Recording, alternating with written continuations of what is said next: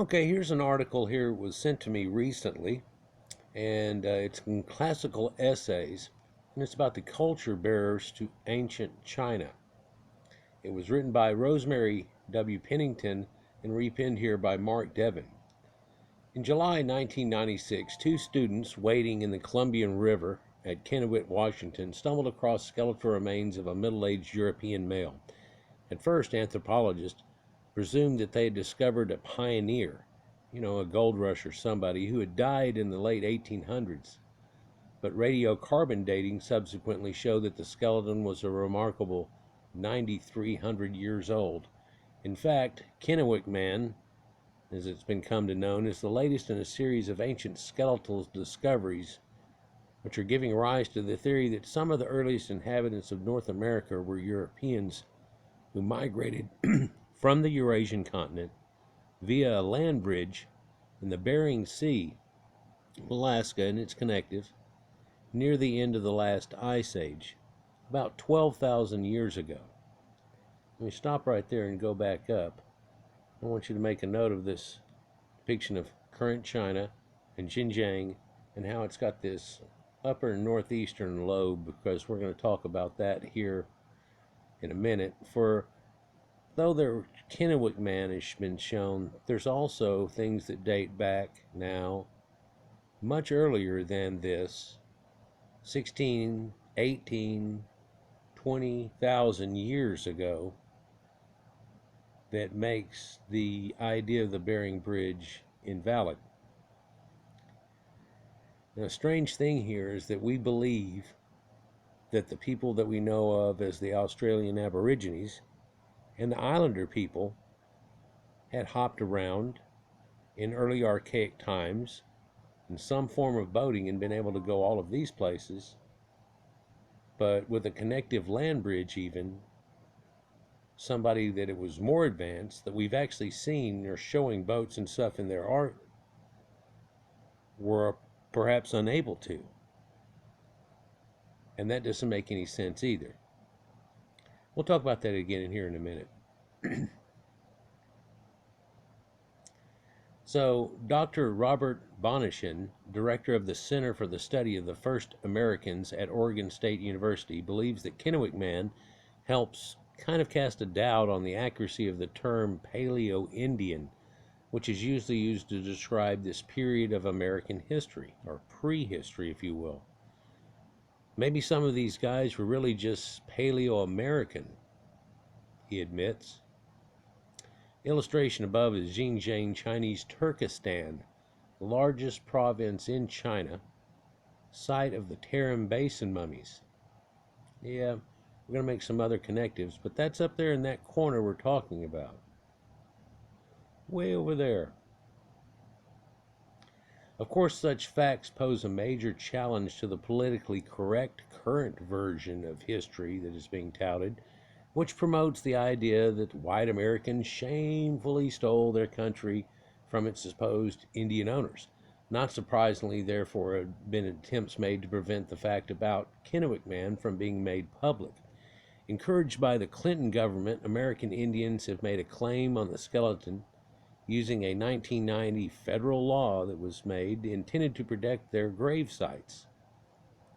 Kind of like they had Poltergeist the movie, and somebody made a new shopping mall or made a new thing on top of Indian burial grounds, and that if something like this was found, we were going to go nah. But also in that statement, we have no claims over it, we can't touch it, we can't do anything or do any archaeology over it, even if the dating gives you a radical weird date for some reason, because they know that a lot of these Indians we're talking about migrated around and around. And so by looking at something like this and not disturbing it necessarily, no more than a mummy or anything else, you could find out exactly who was where at what time. You'd be like, well, this is a Choctaw type person. Isn't that amazing? They were here before da-da-da, and they must have come from over there and da-da-da. Wow, okay, so now we can see the migration. No, they're just pretty much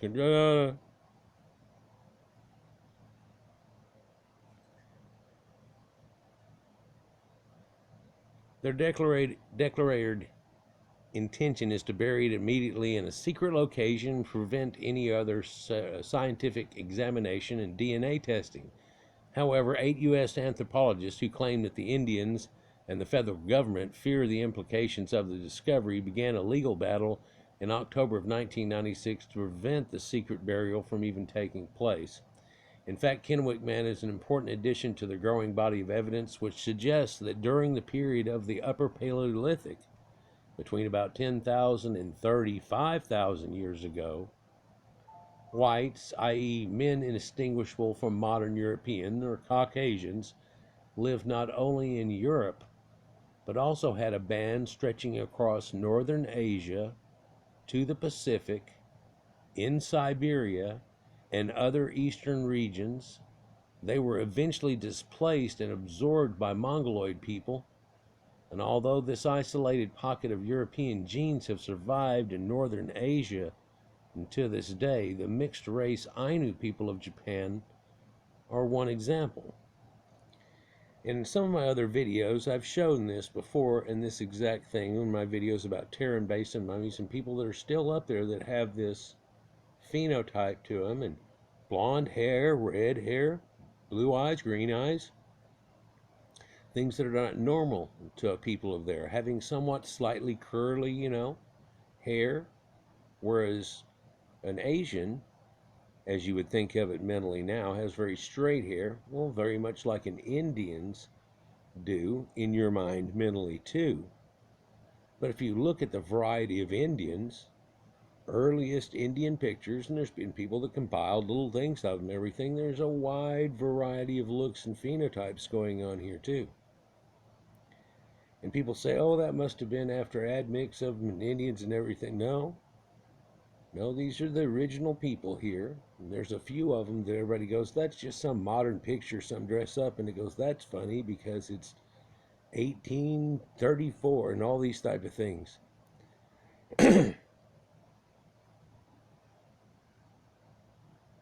Sure, it can go back before pictures, but even at the time of pictures, people are showing this up. But before time, they had drawn sketches and drawing. Mandan Sioux people look nothing like a Hopi Indian, if you will. Made a video about that too, where there's all these different types of Indians and tribes, and they didn't get along together. It wasn't some big hippie colony thing like some people try to put it off in their mind. And they didn't have horses either. We'll discuss that later, but that came later. So even our modern day crazy horse and all that type of thing that we have mentally, it's not really what was going on. When you talk about the mixed race Ainu people of Japan as one example, interestingly, I showed a recent article here on a recent vid about the Ainu people and how they had correlated them into this grave, which actually was an ancient shogun battle of samurais, and that the group they were saying were the samurais were the Ainu. It goes deeper than that. And this time here, we're really just not, we keep saying the word Asian, and in your mind, if I said, let's get Asian food, you think we're getting Oriental food. For this is really Oriental. Asia is all over the Middle East. Anatolia is Asia Minor because of the little lobe on it, and then the rest of it is Asia. It's a Greek word. Scythians and all these things that he just talked about, these people used to be across this whole area, and Proto-Indo-Europeans. We say, well, what's north of there? Well, Russians and stuff. Have you ever played Risk? It's an old dice game and stuff, and it was like trying to conquer the world in some 1700, 1800s ideology of Britain conquest or something, but it was just anybody, whoever, whatever, in your bases and so on. All the old names, Kamchatka, Yakutsk, and all that type of stuff. That's more of Asia. The concept of Orient is the Far East. That's where the name comes from. The Far West is Occidental. We don't really use that word anymore either, but we misuse Orient. And Somebody recently, correct me if I'm wrong, tried to say that the word Oriental is now racist because you're describing people that is an easy way of doing it. Like if you describe somebody as being black.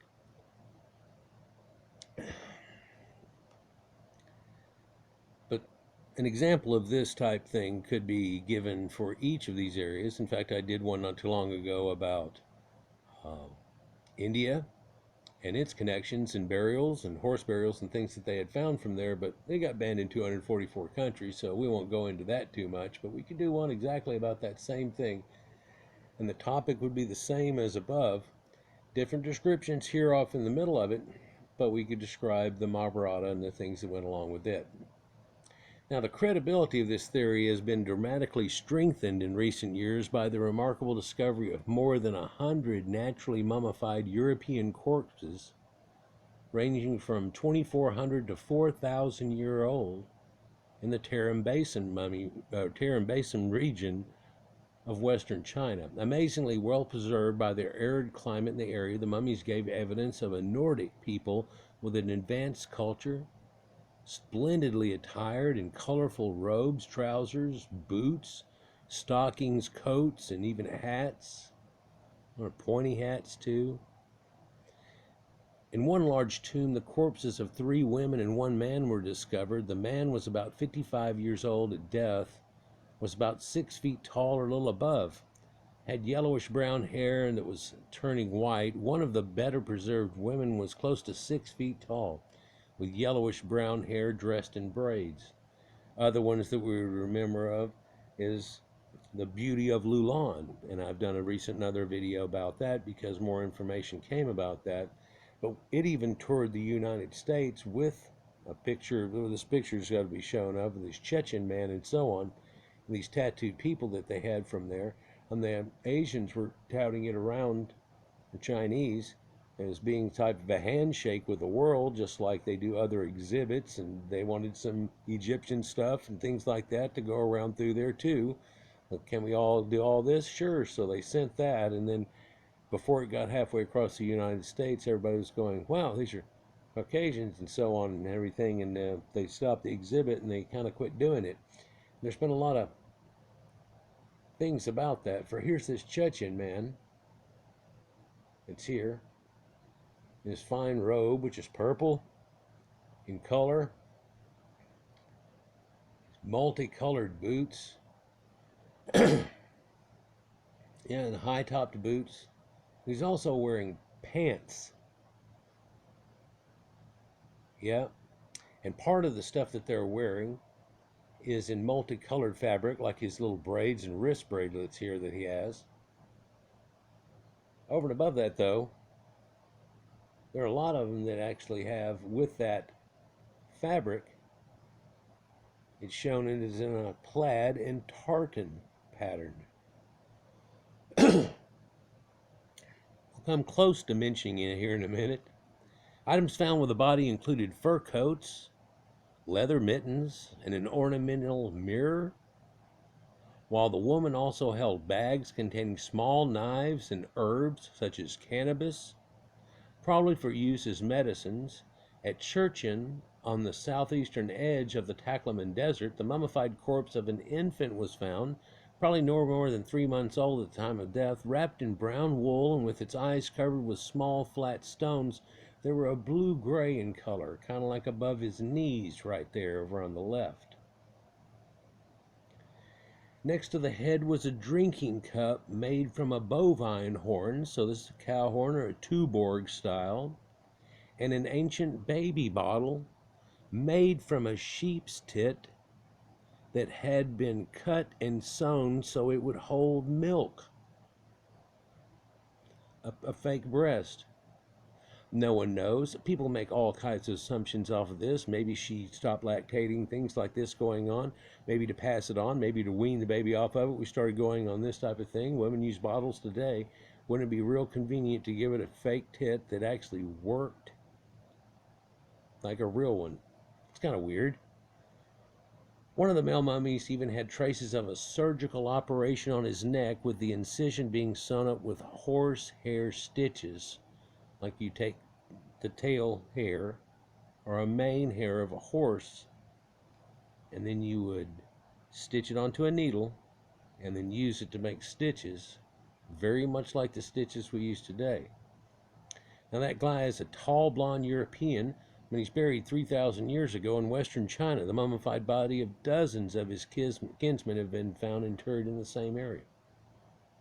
Several European mummies have in fact been found in the Tarim Basin in this area early in this century, one of which was reminiscent of a Welsh or an Irish woman and another of a Bohemian burgher type person. All were dressed in fine clothing, including jaunty caps with feathers stuck in them that bore a striking resemblance to alpine headgear, still worn in the Western Europeans today. But these earlier discoveries, not much more than 2,000 years old, were dismissed as the bodies of isolated Europeans who had happened to stray into the territory and so were regarded as being no cultural or historical significance. Indeed, people try to make this the way that everybody's supposed to think of it and write it off, or this was something that happened in Alexander's little group of people once they came over, did it, and he really did all this and stuff. Funny how this dates to what are you talking about?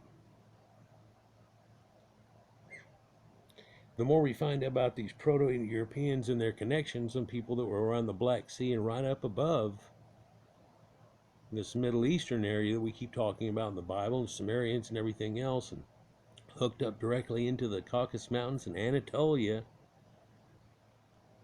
and the Tigris and Euphrates rivers, bleeding back to even Göbekli Tepe, is showing us quite something. Indeed, before we found Göbekli Tepe, a lot of the stuff that I talk about in my videos could be smirked and written off. It's amazing how there's been so many articles that it seems to have opened up a door for so many people with something that predates all the crap that they were talking about, that now makes a more open opportunity, and it really is more of a verifier. I use it myself constantly, don't I? Indeed, modern scholars, attuned to politically correct historical fashion, have tended to downplay evidence of any early trade between China and the West during this period, regarding the development of Chinese civilization as an essentially homegrown affair, sealed off from the outside influences. Yet I've made a video about their silk fabrics woven into ancient Egyptian mummies. More so than that, the proof of marijuana and cannabis and its stretches and running across also shows early connections. In fact, you might not want to call it the Silk Road necessarily, before silk became real popular, or the Spice Road. Yeah, we'll call it spice, like the people in Dune with the blue eyes. They had the spice.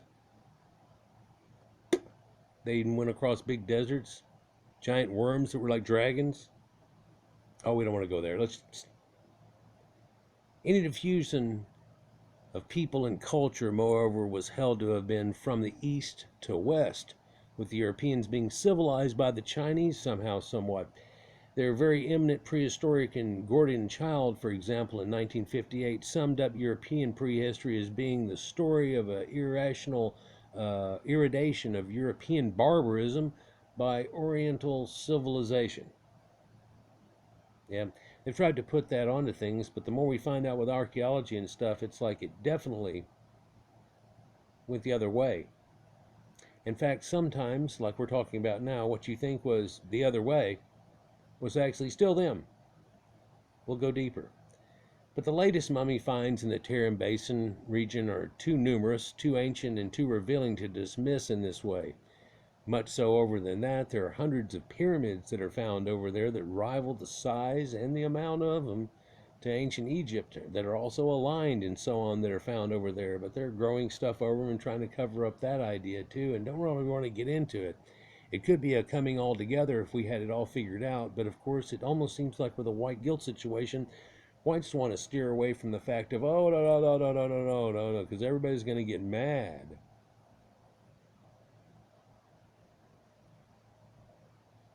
if we start talking about any of this. Most important, they've helped to reopen the debate, though, about the role of which Europeans played in the origins of civilization in China, with some archaeologists again beginning to argue that Europeans might have been responsible for introducing into China such basic items as the wheel and the first metal objects. I could name a bunch more, such as the symbolic swastika, and we've actually seen in an ancient, over 6,000-year-old fake-looking cart that was a kid's type toy thing, a symbol on the side of it, a yin and yang, but then much less the swastika and other symbologies that go along with it. There are questions on linguistics too, but we won't necessarily go there. But this is actually reaffirming theories that we were advocated at the beginning of the century, which were subsequently buried in an avalanche of political correctness. I'm sure we're all aware of it happening right now, where all kinds of people are trying to make all kinds of claims and so on to what really happened. And then the weird thing is if you get into it totally, you can find that they're each dismissed by the reality of it. And then if you put all those together, you find that, oh wow. In 1912, for example, the distinguished Cambridge scholar A.C. Haddon noted in The Wanderings of Peoples the possibility that the progressive element of the old Chinese civilization was due to the migration of semi-cultured people from the West, long before. Now, according to Dr. Han Jixin, a physical anthropologist at the Institute of Archaeology in Beijing, the skeleton and mummified evidence clearly points to the fact that the earliest inhabitants of the Tarim Basins region were white people related to the Cro-Magnons of the Paleolithic Europe. What's interesting about that is that we've recently done a DNA and gotten a full sample out of someone that's 29,000 BC, and their haplogroup is still extant today in derivatives that came from that. And so they no longer refer to Cro-Magnons, they just say early European hunter-gatherers, but they also now have thrown in the word modern because they are the earliest modern people on the planet that they can say, well, they're here. Even though Homo sapiens sapiens goes back over 315,000 years now. This theory, though, they're talking about is supported by Dr. Victor Mayer, a specialist in ancient Asian languages and cultures at the University of Pennsylvania, who stimulated the major search which found the mummies. He has emerged as the main advocate of the theory that large groups of Europeans were present in the Tarim Basin long before the area's present inhabitants, suggesting that Turkic speakers did not move into the area until about the 8th century BC. Subsequently, he believes that newcomers displaced the Europeans, although the major ethnic group in the area today, the Uyghur, includes people with unusually fair hair and complexions.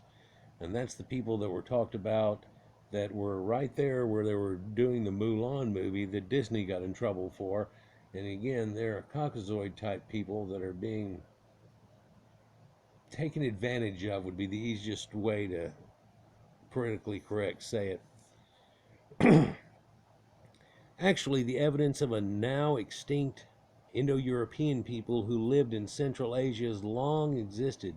Known as the Tocharians, they are described more accurately as the Arsai, which is cognated with Sanskrit Arya and Old Persian Arya, meaning Aryan, such as Orion, that which is noble or worthy in their languages because of who they were talking about. Their languages, which has similarities to the Celtic and Germanic branches of the Indo-European tree of linguistics, is recorded in manuscripts dated between the 6th and 8th centuries AD, and solid evidence for this existence can be found as far back as the 3rd century. In fact, we've talked about so many times in some of my videos and pieces, and one's directed totally to it, that people say this Proto-Indo-European linguistics goes all the way back. Sanskrit is closest to some type of Celtic and Irish type languages. Mother, father, things, words like that, and it comes from deals, and they say, well, that's kind of a linguistics, this loan word. And they go, no, that's not loan word. It's not like they have a totally different language and all of a sudden they say the word. Like when you hear somebody speaking in Spanish and they go, blah, blah, blah, blah, Britney Spears, blah, blah, blah, blah. That's not the way that works. It's actually the whole linguistics. Yeah, but I've got another one coming up that people have predated that and they say that it all connects from before. But it would have to be something that dates at least 22,000 BC. Or some of them.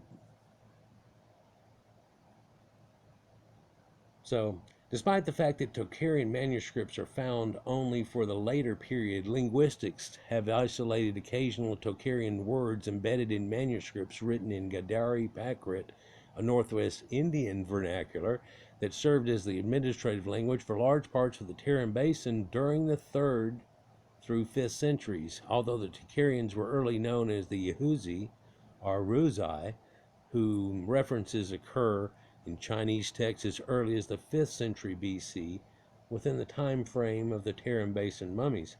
So they're really talking about these people. Now, those Tocharians are always vividly displayed in ancient wall paintings that you can still find some of today at Kazil and at Kamtura near the modern Chinese city of Kuche in the Tian Shan Mountains, north of the Tarim Basin, as aristocratic Europeans with red or blonde hair, neatly parted in the middle, with long noses, blue or green eyes, set in narrow faces, and tall bodies. The Huzi from the 1st century BC also are depicted in striking painted statues at Kalkan, west of the Sirkan River in ancient Bactria.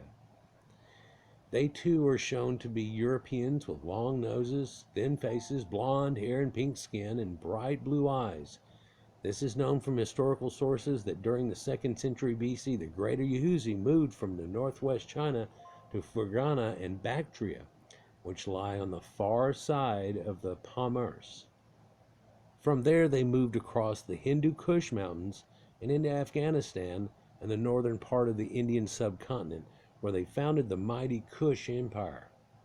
The latter, in turn, extended its power back into the Tarim Basin, and with it spread Buddhism, which eventually reached China.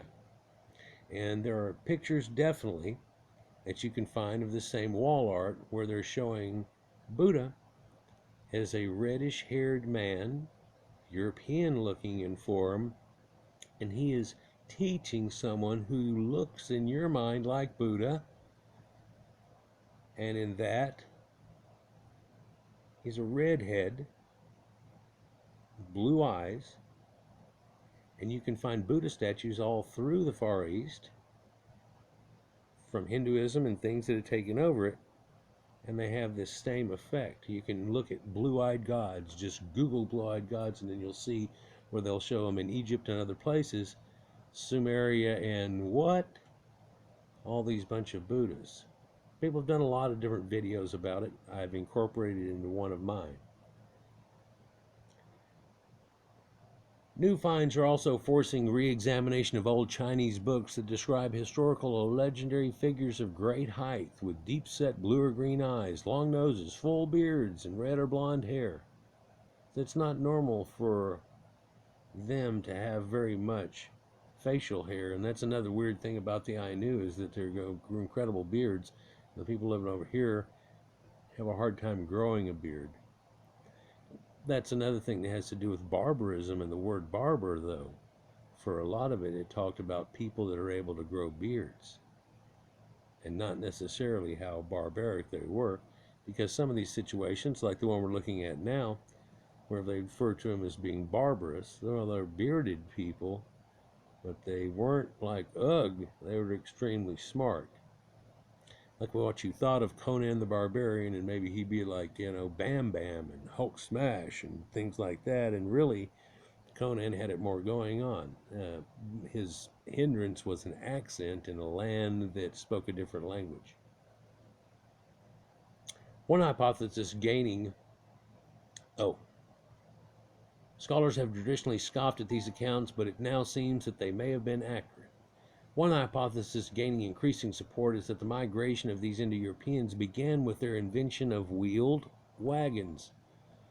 So recently I did a video about cowboys and who the first cowboys were, because there was some discrepancy given and everything. And I go, well, if you want to talk about people who had domesticated horses in a land like Bactria, and they actually had not only just wagons, but even homes like yurts on the back of carts with giant wheels on them, pulling them all over, but predominantly would have been going from east to west. So go west, young man. Wouldn't necessarily have happened in America for Proto-Indo-Europeans and the Saxons and Anglos and all the people we've talked about too in the Celtic lands coming over had this situation going on, and of course the horses that we're also enamored with. Working with Russian archaeologist Dr. David Anthe, an anthropologist at Hartwick College in New York, has discovered traces of wagon wheels and 5,000-year-old burial mounds on the steppes of southern Russia and Kazakhstan. Now, so that's an Aryan-type burial. Well, this line of investigation has a direct bearing on the question of Indo-European mummies found in China, because transpartite disc wheels, similar in construction to those found in Western Asia and Europe during the 3rd and 2nd millennium BC, have been found in the the Gobi Desert, flinched, northeast of the Tarim Basin. Similarly, the spoked wheels dating to the early 2nd millennium BC have found unearthed in a site nearby. But I'll be damned if that isn't that 3-part wheel that isn't the ones that you can see in Sumerian art whenever they have their cart coming on out of nowhere, like popcorn, or was it? Most researchers now agree that the birthplace of horse-drawn vehicles and horse riding itself was in the steppes of the Ukraine rather than in China or in the Near East. As Dr. Anthony and his colleagues have shown through microscopic study of ancient horse teeth, horses already were being harnessed in Ukraine 6,000 years ago. Also, wooden chariots with elaborate spoked wheels have been shown dating around 2000 BC in the same area. In comparison, chariots do not appear in China until some 8,000 years later. And what's weird about that word, that chariot, and what's that got to do? Well, if you'll notice, in a lot of the people that are hooked up to Proto-Indo-Europeans later, and Greeks and all these other guys, as horses came in, they used to have different animals and things pulling their sun god across the sky, and then all of a sudden it became horses and chariots. But toe linguistically can go with do or dio, and then you have Tocarians, and if you take the toe off the end of it, you Carians, so they were chariots, so they were chariot people. It's where that same word linguistics finds its way in to a name for something and a people, because it was important and somewhat different. If you're talking about these horses are able to do things, we found up in a place called Kamyana Mohila on the wall at a dated site before they even dug down the rest of it, and said this is 22,000 BC, and people are doing cave painting, and then they showed a mammoth and stuff, and they went, wow. And then all of a sudden there's people and horses and guys riding on a horse, and they went, oh no, that mammoth is a horse, and this isn't 22,000. They go, no, it's not, it's below that. And yet today we still talk about it being exactly 18 to 22,000, so even trying to pull in the lowest possible margin on it. Ritual horse burials similar to those in ancient Ukraine have also been excavated in the Tarim Basin, as well as remains of the wagon wheels made by doweling together 3 carved parallel wood planks. Wagons with nearly identical wheels are known from the grassy plains of Ukraine as far back as 3000 BC. In fact, you can find one at about 5. I believe they tried to peg it at 48, 60, something like that, giving a margin of 150. A number of artifacts, you can also find them in lands in the northern part, especially of India. A number of artifacts recovered from the Tarim Basin mummy burials have been provided important evidence for early horse riding. These include a wooden bit and leather reins, a horse whip consisting of a single strip of leather attached to a wooden handle, a wooden cheek piece with leather straps and padded leather saddle of exquisite workmanship. So whenever they found this, and I did a video about it and everything, and they go, wow, and they said it was the first, and I told you I don't like that expression because you can tell this ain't the first. And people went bareback before they developed the saddle and everything. We're well aware of that fact. But this seems to confirm that the mummies belong to a mobile horse riding culture that spread off the plains of Eastern Europe, and it also supports the growing belief of archaeologists that the spread of Indo-European genes and culture and languages may be linked to the gradual spread of horse riding and technology of horse-drawn vehicles from their origins in Europe over 6,000 years ago.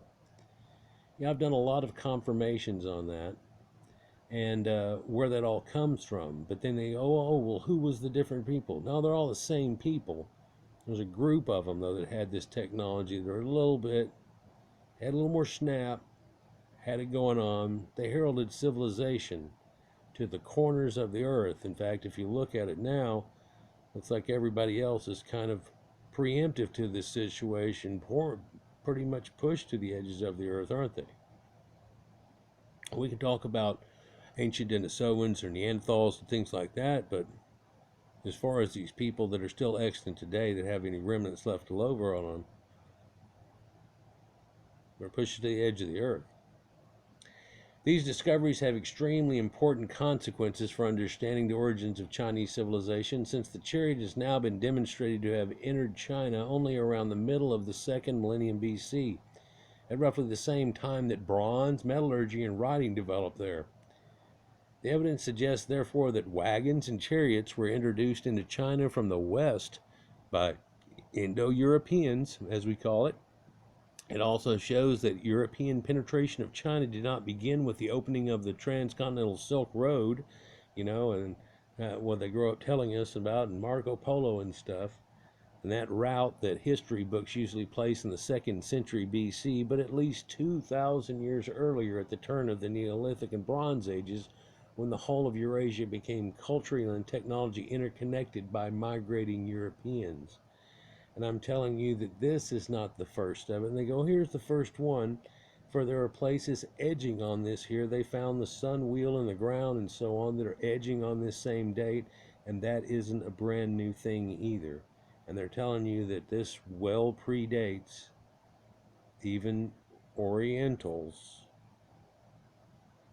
in the area having done anything that they can find.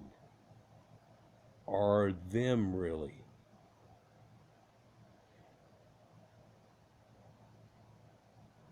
So you look at a map like this, and this is waves of migration over a period of at least 7,000 years, from 8,000 BC to 1,000 BC, carried on by these people who were all up here around and went through Europe, but also had come and gone around and into Asia Minor and around the Mediterranean and all the North Sea here. And we talk about Phoenicians and so on like that. Oh, they already had it going on, and they're definitely connected to them, and they had that boat thing really figured out.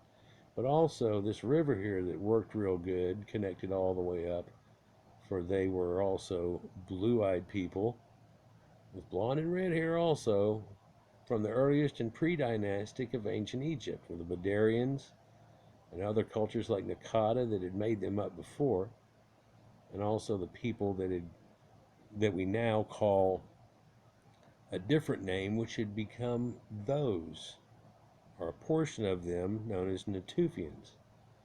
So it was a culmination and coming together of these things. But also in ancient Yemen, you can find this same blue-eyed art in the earliest time. You can look at blue-eyed Egyptians, you'll find it. Look up blue-eyed Yemen statue, and it looks like Sumerian statues with the blue eyes in them, kind of. A lot of the eyes are popped out of it, but once you see it in a few of them, you go, well, how many of them what? Because that's not what normally we think of when we think of Saudi Arabia or Yemen today. But also the Tigris and Euphrates, which are not really shown here in the picture. And what's odd to me whenever I study all these ancient cultures here is that a lot of people, they think in terms of from here to the left.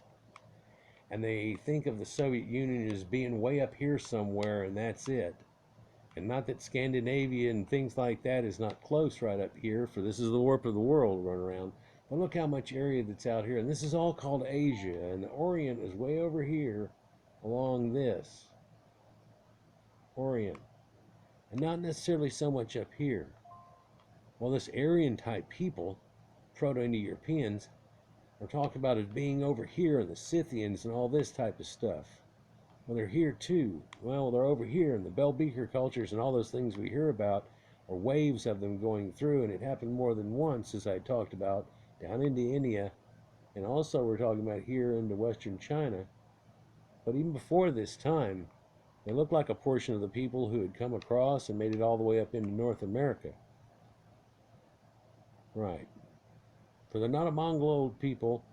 They're not an Oriental people. They don't have the eye folds and things. We call that Mongoloidism, kind of weirdly, but if Caucasians get that eye folding, which you can find in Scandinavians and so on, but if we get it readily, it looks like somebody has a Down syndrome and therefore a Mongoloid. But they have that appearance normally, even though they're not Downs. You understand that, right? But waves, he talks about.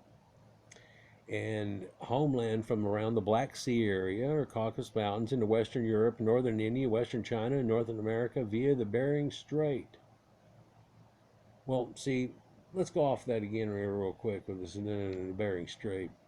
For this had to happen, well, they were saying 10,500, now they're on 12,000, and then all of a sudden you go, well, here's a 14,000 all the way in the middle of America, and I've shown you a few sites. Last year alone, I did 3 new videos where they had just excavated 14,000, 16,000, and 18,000 year old sites to where your land bridge ain't going to work out for you. So they either had boats coming across from there, or what's odd is from the other side over here, there were some people up in this area hooked up with latter Cro-Magnon types that would have been Solutreans, and we find these same blades that come into America as Solutrean, and then it shifts into what we call Clovis people, and they disappear at the Younger Dryas. And then there's other similar point types that come after that, but not the same people, and that's where we got that whole thing in Clovis in the first place. Isn't that strange? If you look up X haplogroup, it'll show you a haplogroup of people that are all living in here, and some remnants still in the Middle East, and then all over the northeastern part of North America. In fact, that Chinese map we were looking at the very part with that blurb up in the top right-hand corner, that's the way it kind of looks. It's kind of like, yeah, the northeastern Indians. Well, they talked about the Mandan Sioux having gray and blue eyes and blonde hair in some of the ladies and so on and everything. People do pictures of it and everything. We want to dismiss that nowadays and go, oh, that must have been some admix people. If it is, it's from before we found the Americas. So are you going to go with it was Nordics coming over? Because we know they came over also, with Eric the Red and all the times and the Viking settlements were in there. So you're going to go with that because you wanted to stop it way up there. So one way or another, you're going to have to go with it. But if you find the points that are associated with it, 22,000 BC, we're not talking about any Vikings. Now, are we? Actually, as early as, this looks like it's going to go to part 2, people. Whenever it does, it's in the top left-hand corner. I'll probably finish this paragraph. Actually, as early as 1951, the German archaeologist Robert Hein Galdern sought to show a series of similarities between the metalwork of Europe and China around 800 BC. His evidence included horse gear, two-edged swords, socketed axes, and spearheads, which he believed originated in the Hallstatt and Caucasus metallurgical centers. Arguing that Pontic migration had taken place from Europe across Asia, and he suggested that Dongjin culture of South China could be best explained as the result of influences carried directly from Europe during the 9th and 8th centuries BC. There's also another guy that does this slightly before that, because it's like, well, they don't have, then they all of a sudden they've got this thing, and this thing is a mimic of that thing. And then here it goes again later, and it's like, that's one way to